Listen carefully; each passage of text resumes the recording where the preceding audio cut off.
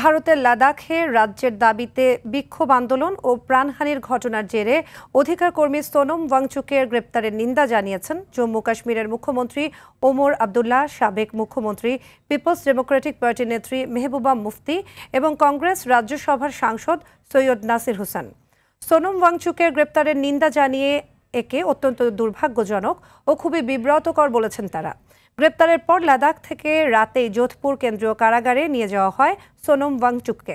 লাদাখে বিক্ষোভ উস্কে দেওয়ার অভিযোগে জাতীয় নিরাপত্তা আইনে মামলা হওয়ার পর শুক্রবার গ্রেপ্তার হন 3 ইডিয়টসে আমির খান অভিনীত চরিত্রের বাস্তব ব্যক্তি সোনম ওয়াংচুক। এদিকে লাদাখের চলমান আন্দোলন থামাতে অঞ্চল জুড়ে কারফিউ জারি হয়েছে, বন্ধ করে দেওয়া হয়েছে ইন্টারনেট পরিষেবা।